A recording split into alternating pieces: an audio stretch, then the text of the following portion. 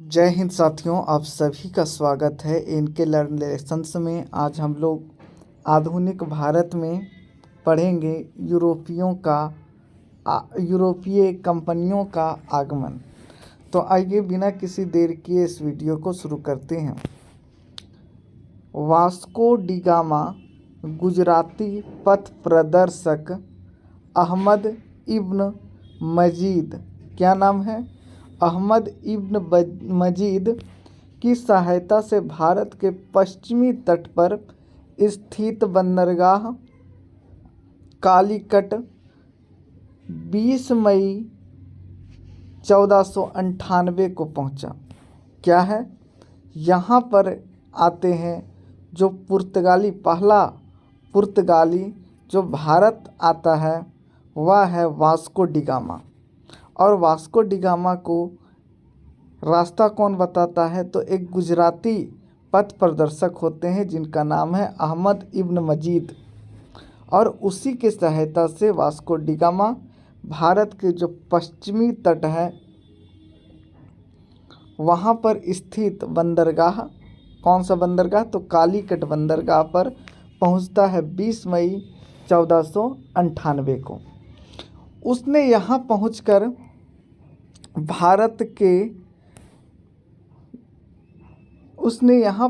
भारत के नए समुद्री मार्ग की खोज की और इस तरह से वो भारत पहुंचता है। और भारत में पहुंचकर वह एक नए समुद्री मार्ग की खोज करता है जिससे कहाँ पहुंच सकते हैं? तो भारत पहुंच सकते हैं। कालीकट के तत्कालीन शासक कौन थे? जमोरीन। कालीकट के तत्कालीन शासक जमोरीन ने वास्को डी गामा का स्वागत किया।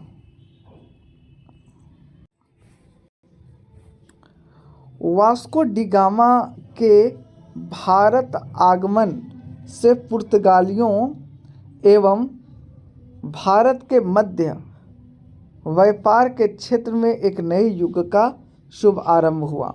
वास्को डी गामा ने काली मिर्च के व्यापार से 60 गुना अधिक मुनाफा कमाया। वास्को डी गामा यहाँ से काली मिर्च लेके गया और उससे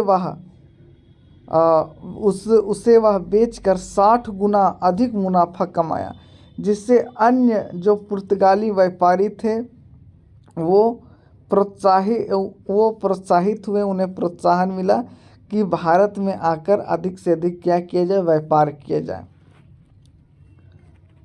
1505 ईस्वी में फ्रांसिस्को द अल्मीड़ा ने भारत में पहली पुर्तगाली वायसराय एवं गवर्नर बनकर आया। फ्रांसिस्को द अल्मीड़ा 1505 में भारत में पहला पुर्तगाली वायसराय एवं गवर्नर बनकर भारत आया। व्यापारिक हित के परिप्रेक्ष्य में हिंद महासागर में प्रभुत्व स्थापित करने के लिए अल्मीड़ा ने ब्लू वाटर पॉलिसी अर्थात नीला जल की नीति का प्रतिपादन किया। पूछा जाएगा वह कौन सा ऐसा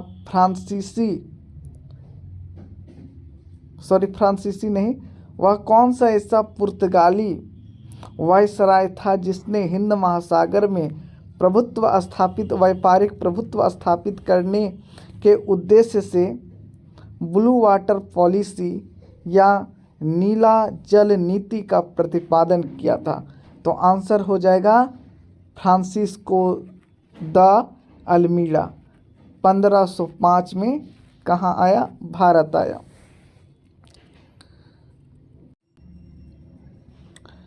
अल्मीड़ा के बाद जो दूसरा फ्रांसीसी गवर्नर भारत आया वह था अल्फांसो द अल्बुकर्क, जो 1509 ईस्वी में गवर्नर बनकर भारत आया। उसने 1510 ईस्वी में बीजापुर के शासक जिसका नाम था यूसुफ आदिल शाह से गोवा छीनकर अपने अधिकार में कर लिया। पहला जो गवर्नर आता है पुर्तगाली गवर्नर, वह था अल्मीड़ा, जो ब्लू वाटर पॉलिसी या जिसे नीला जल की नीति कहा जाता है, उसका प्रतिपादन किया हिंद महासागर में अपने प्रभुत्व को स्थापित करने के लिए। दूसरा जो गवर्नर आता है वह है अल्फांसो द अल्बुकर्क, जो 1509 ईस्वी में भारत आता है और उसके एक साल बाद मतलब 1510 ईस्वी में उसने बीजापुर के शासक से गोवा को छीन लिया और गोवा को छीनकर उस पर अधिकार कर लिया। उस समय बीजापुर का शासक कौन था? तो बीजापुर का शासक था यूसुफ आदिल शाह और इससे युद्ध किया और इससे गोवा छीन लिया और अपने अधिकार में कर लिया। इसे भारत में पुर्तगीज शक्ति का वास्तविक संस्थापक माना जाता है। यह जो अल्फांसो द अल्बुकर्क था, इसे भारत में पुर्तगीज शक्ति का वास्तविक संस्थापक माना जाता है। क्वेश्चन पूछा जाएगा, गोवा को अपने अधिकार क्षेत्र में किसने किया? तो अल्फांसो द अल्बुकर्क ने। किसे भारत में पुर्तगीज शक्ति का वास्तविक संस्थापक माना जाता है? तो अल्फांसो द अल्बुकर्क को। चलिए आगे पढ़ते हैं। अल्बुकर्क ने 1511 ईस्वी में दक्षिण पूर्वी एशिया की महत्वपूर्ण मंडी मलक्का एवं 1515 में फारस की खाड़ी के मुहाने पर स्थित हरमुज पर अधिकार कर लिया। दक्षिण पूर्वी एशिया की महत्वपूर्ण मंडी मलक्का एवं 1515 में फारस की खाड़ी के मुहाने पर स्थित हरमुज पर अधिकार कर लिया। अल्बुकर्क के बाद प्रमुख गवर्नरों में से एक नीनो डी कुन्हा था। यह 1500 कितना 1500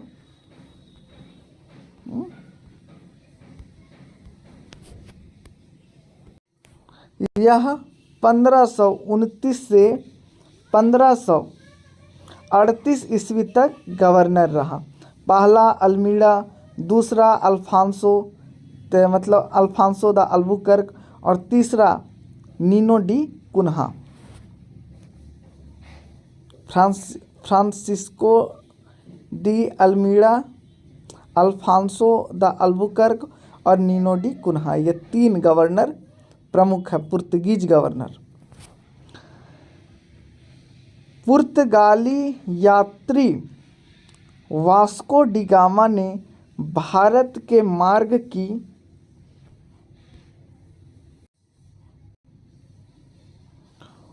पुर्तगाली यात्री वास्को डी गामा ने भारत के जलमार्ग की खोज की। स्पेनी यात्री कोलंबस ने अमेरिका की खोज की। पूछा जाएगा अमेरिका की खोज किसने की थी? कोलंबस ने की थी। कोलंबस किस देश का निवासी था? तो स्पेन देश का निवासी था, स्पेनी यात्री था।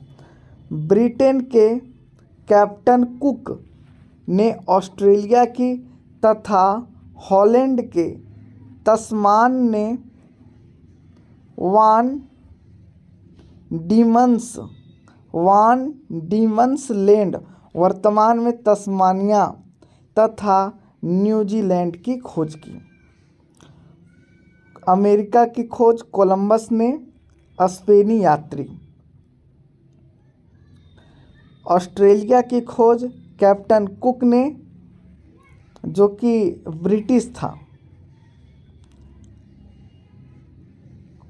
और तस्मानिया, वर्तमान तस्मानिया, और ये जो न्यूजीलैंड है उसकी खोज की थी हॉलैंड के निवासी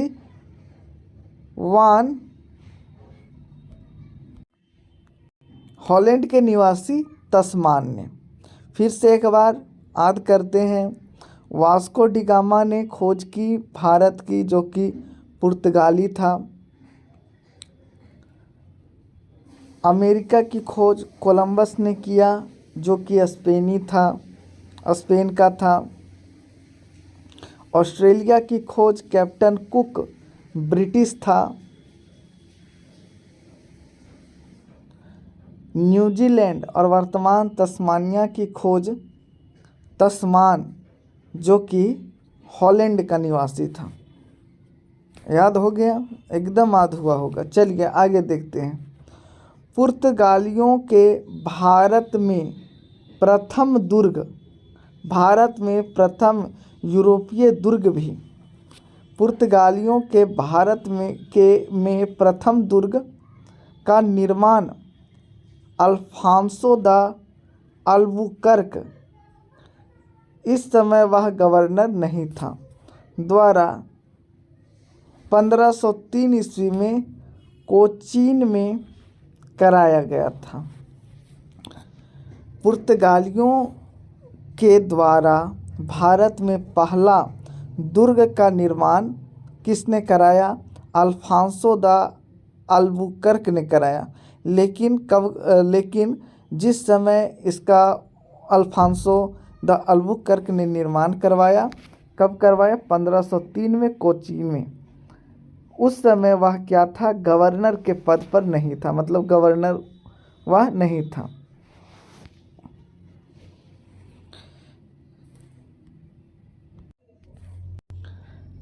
अज्जी द्वीप एवं कन्नानोर, अज्जी द्वीप एवं कन्नानोर में पुर्तगाली दुर्गों का निर्माण फ्रांसिस्को द अल्मीड़ा द्वारा 1505 ईस्वी में कराया गया था।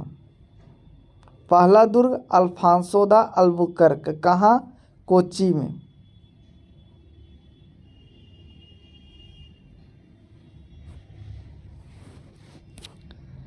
मध्यकाल में सर्वप्रथम भारत से व्यापार संबंध स्थापित करने वाले पुर्तगाली थे।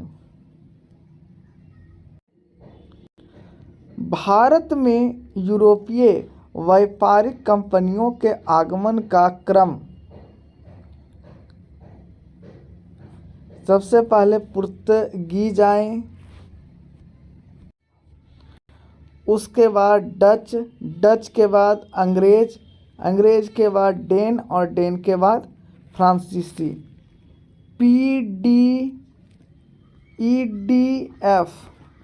पीडीईडीएफ से आप याद रख सकते हैं पुर्तगीज, डच, इंग्लैंड के लोग, डेन, और फिर ये फ्रांसीसी। तो पीडीईडीएफ से आप याद रख सकते हैं क्रम। यूरोपीय जो व्यापारिक कंपनियां थी उनका आगमन क्रम आप इस मतलब ट्रिक से याद रख सकते हैं। पीडीईडीएफ, पुर्तगीज, डी से डच, ई से इंग्लैंड हो जाएगा, इंग्लिश हो जाएगा, डी से डेन हो जाएगा, पहले डच उसके बाद डेन, तो डी से यहाँ डेन हो जाएगा, और एफ से फ्रांसीसी।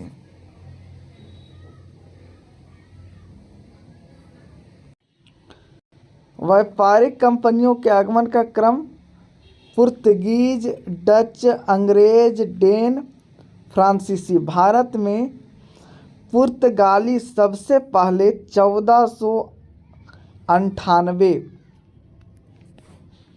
में आए तथा सबसे अंत में वर्ष 1961 में वापस गए। 1961 में कहाँ ये शासन कर रहे थे? तो गोवा में। गोवा में स्वतंत्रता के बाद जब भारत को स्वतंत्रता प्राप्त हुआ 1947 में, उसके बाद भी जो ये पुर्तगीज थे वो शासन कर रहे थे गोवा में। गोवा उस समय स्वतंत्र नहीं हुआ था। बाद में जाके वर्ष 1961 में गोवा का पुर्तगाली गवर्नर जनरल मैनुअल एंटोनियो वस्साओ ए सिल्वा मैनुअल एंटोनियो वस्सालो ए सिल्वा, बस इतना याद रखना नाम, सिल्वा 1958 से 1961 ईस्वी था। भारत की स्वतंत्रता प्राप्ति के दौरान गोवा का गवर्नर जनरल जोसे फेरेइरा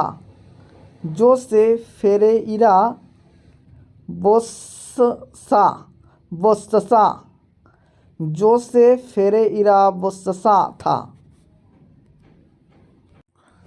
कुल मिला के ये जो बात कहा जा रहा है उस सिंपल शब्दों में कहा जाए तो भारत में सबसे पहले जो यूरोपीय कंपनी आई वो थी पुर्तगाली या पुर्तगीज। कब आई थी? तो आई थी 1498 ईस्वी में। और भारत से सबसे अंत में भी कौन गई, कौन सी जो यूरोपीय शक्ति थी या यूरोपीय कंपनी थी वो गई, वो भी थी पुर्तगीज। इनका जो शासन था वो गोवा पर था। स्वतंत्रता के, भारत की स्वतंत्रता के बाद भी और आगे चलकर 1961 में गोवा को स्वतंत्रता मिलती है। और उस समय भारत की स्वतंत्रता प्राप्ति के दौरान जो गोवा का गवर्नर रहता है वो था जोसे फेरेइरा बोस्सा।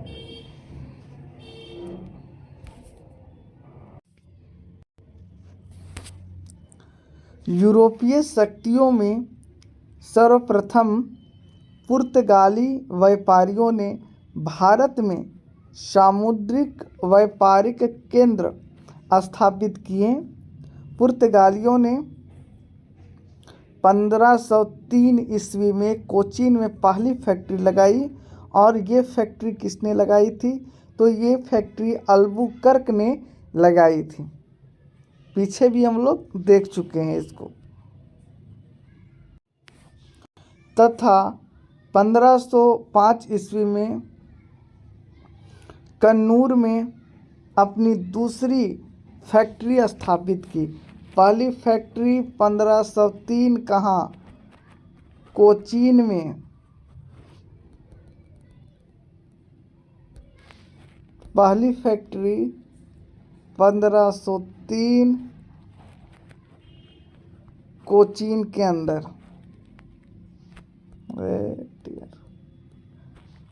कोचीन बढ़िया से लिख देते हैं, कोचीन। दूसरी फैक्ट्री 1505 ईस्वी में कन्नूर में।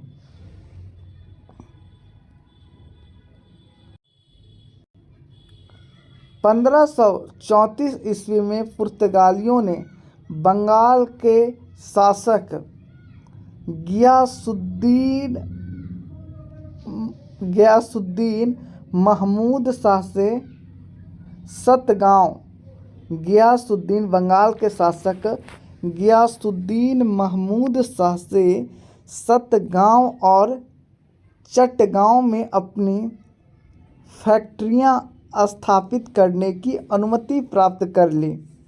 गियासुद्दीन महमूद से सतगांव और चटगांव में अपनी फैक्ट्रियां स्थापित करने की अनुमति प्राप्त किन्होंने कर ली?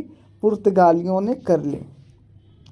पुर्तगालियों द्वारा हुगली को बंगाल की खाड़ी में समुद्री लूटपाट के लिए अड्डे के रूप में इस्तेमाल किया जाता था। पुर्तगालियों द्वारा हुगली को बंगाल की खाड़ी में समुद्री लूटपाट के लिए अड्डे के रूप में इस्तेमाल किया जाता था। 1632 ईस्वी में मुगल बादशाह शाहजहां ने हुगली में पुर्तगाली बस्तियों को पूरी तरह नष्ट कर दिया। शाहजहां ने 1632 में हुगली में जो पुर्तगाली बस्तियां थी उसको पूरी तरह से नष्ट कर दिया और 1000 से अधिक पुर्तगाली निवासियों को बंदी बना लिया।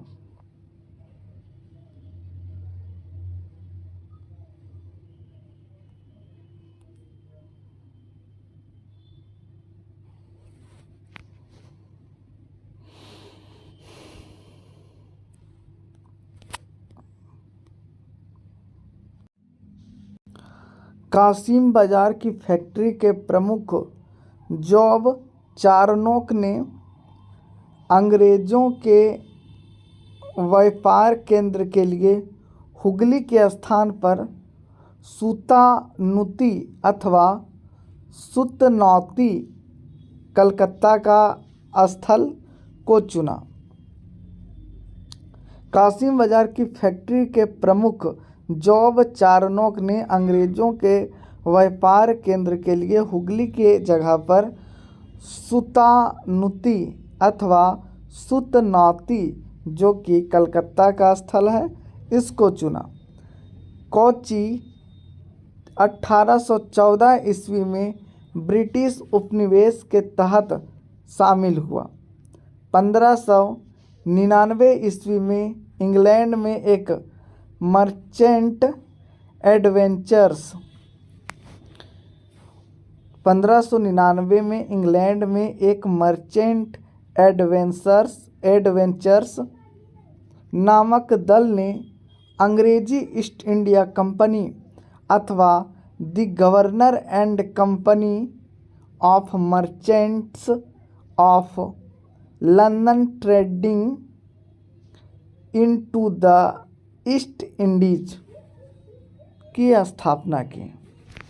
1599 में अंग्रेजी ईस्ट इंडिया कंपनी की स्थापना होती है अथवा इसका पूरा जो नाम था the governor and company of merchants of London trading into the East Indies, इसकी स्थापना होती है 1599 में।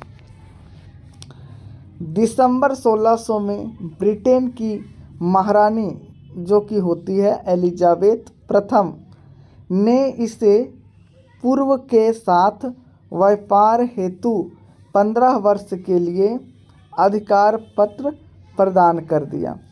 इस कंपनी को 1600 में एलिजाबेथ प्रथम ने यह अधिकार दे दिया कि तुम 15 वर्ष तक इनसे क्या करो, व्यापार करो, पूर्व के साथ व्यापार करो।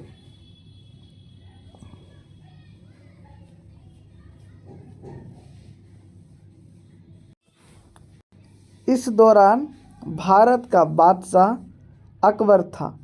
अकबर का समय है 1556 से 1605 ईस्वी तक।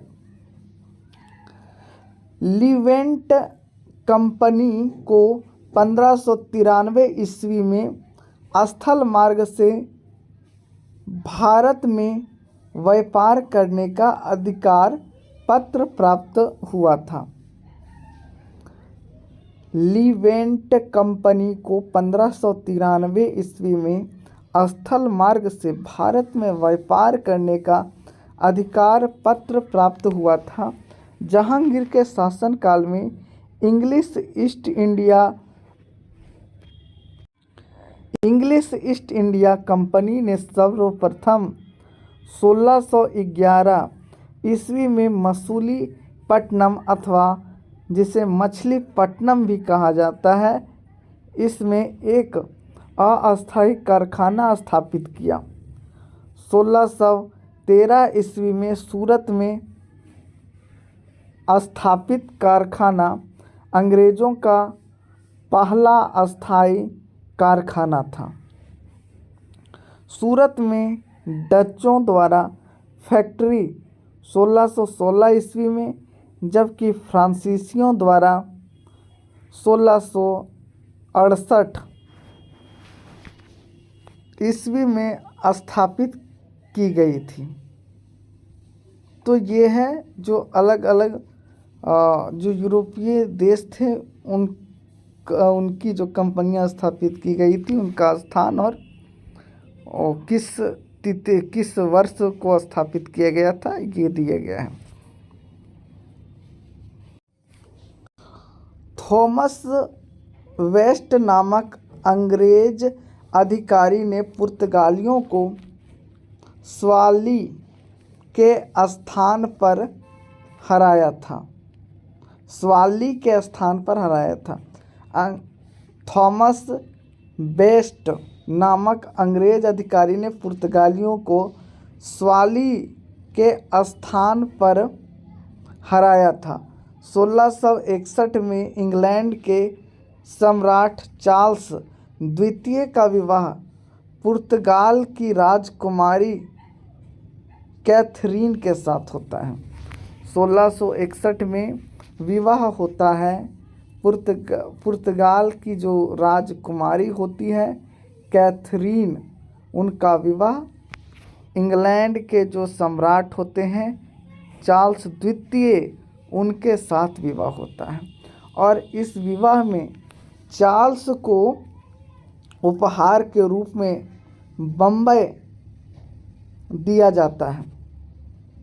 कैथरीन से होने पर जो चार्ल्स थे उन्हें बम्बई उपहार में दिया जाता है, जिसे उन्होंने 1668 में 10 पाउंड वार्षिक किराए पर ब्रिटिश ईस्ट इंडिया कंपनी को दे दिया।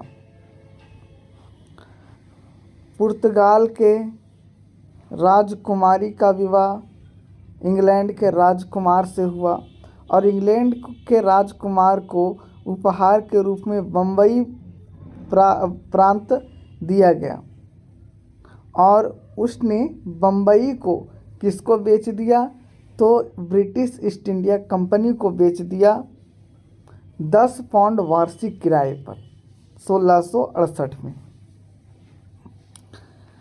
बम्बई के अंग्रेज गवर्नर जॉन चाइल्ड ने 1688 ईस्वी में बम्बई और पश्चिमी समुद्र तट के मुगल बंदरगाहों का घेरा डाला तथा मक्का जाने वाले हज यात्रियों को बंदी बनाने का प्रयास किया। इसके फलस्वरूप औरंगजेब ने भारत से निष्कासित करने का आदेश दिया था। कर्नाटक का प्रथम युद्ध 1746 से 48 ईस्वी, ऑस्ट्रिया के उत्तराधिकार युद्ध जो 1740 ईस्वी में प्रारंभ हुआ था, का विस्तार मात्र था। गृह सरकार की आज्ञा के विरुद्ध ही दोनों दलों अंग्रेज एवं फ्रांसीसी में 1746 ईस्वी में युद्ध आरंभ हो गया। अंग्रेज कैप्टन बर्नेट के नेतृत्व में अंग्रेजी सेना द्वारा फ्रांसीसी जहाज़ों पर अधिकार कर लेना युद्ध का तत्कालीन कारण था।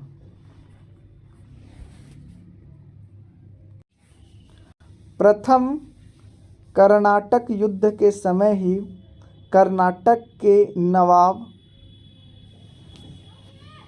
अनवरुद्दीन। कर्नाटक के नवाब अनवरुद्दीन ने महफूज खां के नेतृत्व में 10,000 की भारतीय सेना को फ्रांसीसियों पर आक्रमण करने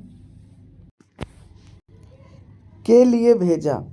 कैप्टन पैराडाइज के नेतृत्व में फ्रांसीसी सेना ने अडयार नदी पर स्थित सेंट थोमे नामक स्थान पर नवाब की सेना को पराजित किया।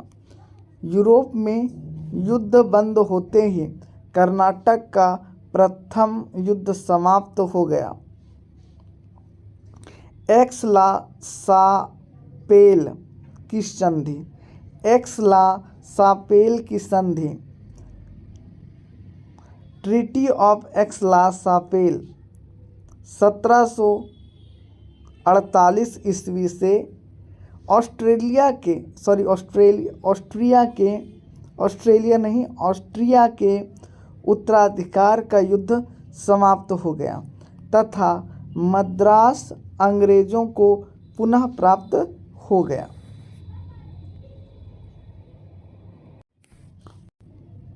डुप्ले ने पहली बार वे हथकंडे प्रयोग किए जो भारत को जीतने के लिए अंग्रेजों के मार्गदर्शक बने। यह डुप्ले ही था जिसने पहली बार यूरोपीय सेना को भारतीय राजदरबार में भारतीय व्यय पर नियुक्त करवाया तथा जिसने पहली बार यूरोपीय हितों के लिए भारतीय राजनीति में हस्तक्षेप किया तथा भारत में यूरोपीय साम्राज्य की नींव रखी। लुई 14वें के मंत्री कॉलबरेट द्वारा 1664 ईस्वी में फ्रेंच ईस्ट इंडिया कंपनी की स्थापना हुई, जिसे कंपनी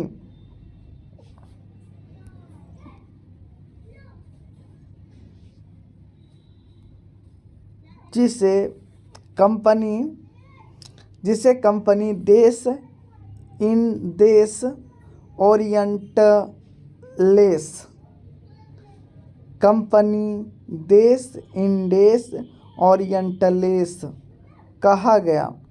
फ्रांसीसी कंपनी का निर्माण राज्य द्वारा हुआ और राज्य ही इसका सारा खर्च देता था। 1667 ईस्वी में फ्रांसिस कैरो के नेतृत्व में एक अभियान दल भारत के लिए रवाना हुआ, जिसे 1668 ईस्वी में सूरत में अपने पहले व्यापारिक कारखाने की स्थापना की।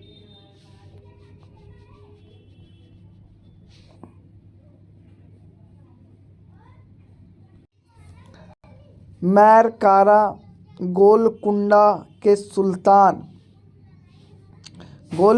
के सुल्तान से एक अधिकार पत्र प्राप्त कर 1669 ईस्वी में मसूलीपट्टनम में दूसरी फ्रांसीसी कोठी स्थापित की गई। डचों ने अपनी पहली फैक्ट्री की स्थापना मसूलीपट्टनम या मछलीपट्टनम में की थी। डचों की बंगाल में पहली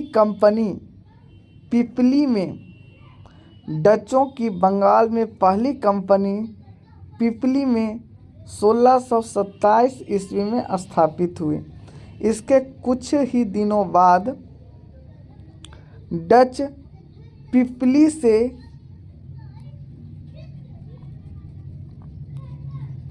बालासोर चले आए, परंतु बंगाल में डचों का व्यापार सही ढंग से 1653 ईस्वी में शुरू हुआ, जब उन्होंने चिनसुरा में जब उन्होंने चिनसुरा में अपनी कंपनी स्थापित की। चिनसुरा के डच